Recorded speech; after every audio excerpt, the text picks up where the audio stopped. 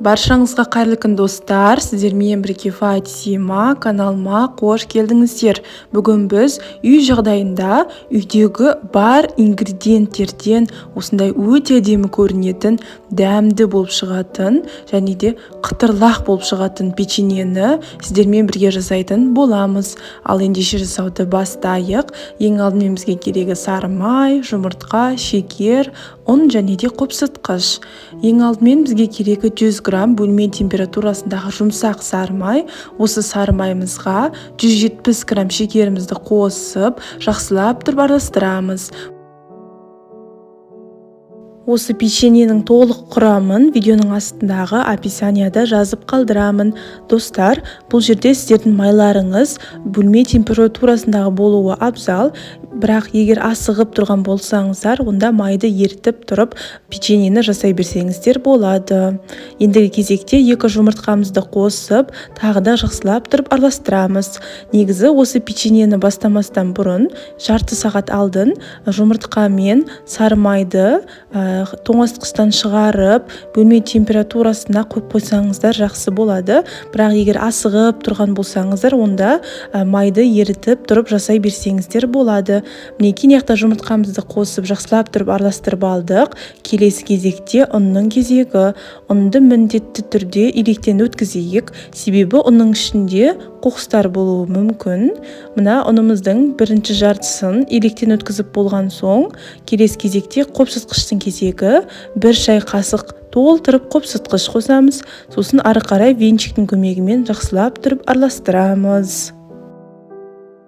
Достар, осы менің YouTube каналымда басқа да оңай жасалынатын печеньенің, пирогтардың рецепті бар. Осы видеоны көріп болған соң, сол басқа видеоны көруді ұмытпаңыздар.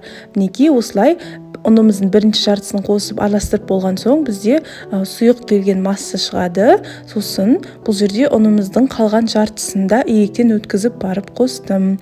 Бұл жерде мына видеода қазір мен барлығы 300 грамм ұн қостым. Осы 300 грамм ұнның бәрін илектен өткізіп, венчиктің көмегімен араластырып алған соң, бізде қолға жабысатын қамыр шықты. Бізге негізгі қолға жабыспайтын қамыр шығу керек. Сол үшін де мен тағы плюс 80 грамм ұн қостым. Сонда барлығы осы қамырға 380 грамм ұн кетті. Осы 380 грамм ұн қосу арқылы менде қолға жабыспайтын жұмсақ қамыр шықты.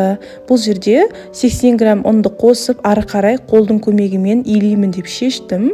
Осылай қамырымызды илейміз.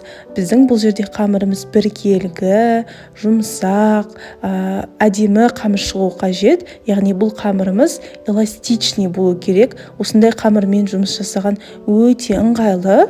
Бұл қамырды біз тоңазытқышқа салмаймыз. Қамырымызды иілеп, бірден жұмыс жасай береміз. Келесі кезекте мен печеньеміз бірдей болғанын қаладым. Сол үшін де әр печеньені 25 граммнан өлшеп алдым.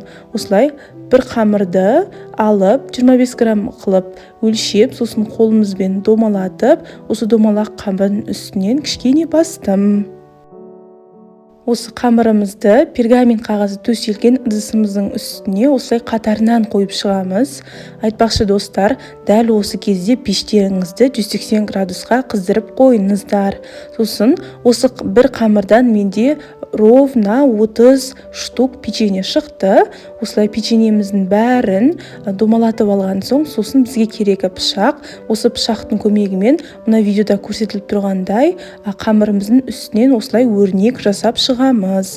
Бұл жерде өздеріңіздің қалаған өрнек жасасаңыздар да болады, немесе менікі сияқты жасаңыздар.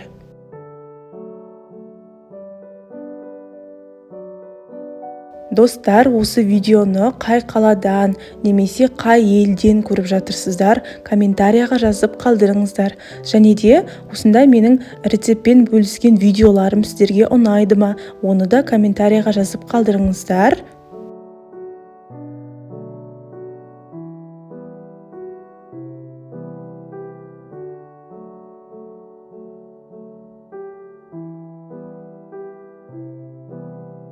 Міне біздің қамырларымыз пісуге дайын тұр.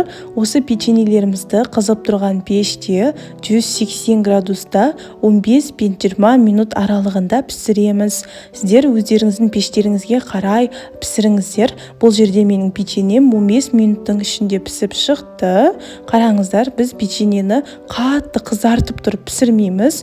Біздің печеньеміз орташа қызарып піссе болды. Және де печеньенің асты жағы да қызарып пісуі қажет. Мінекей, бізде бір қамырдан осыншама печенье шықты. Бұл печеньемізді кішкене суытып, сосын дәмін татып көре берсеңіздер болады. Печеньеміз қытырлақ болып шыққан, өте дәмді, тәтті болып шықты.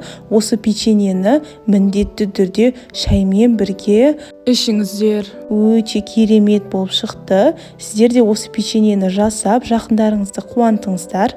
Сіздермен болған Фатима. Каналыма тіркеліп, лайк басып, комментарий жазуды ұмытпаңыздар.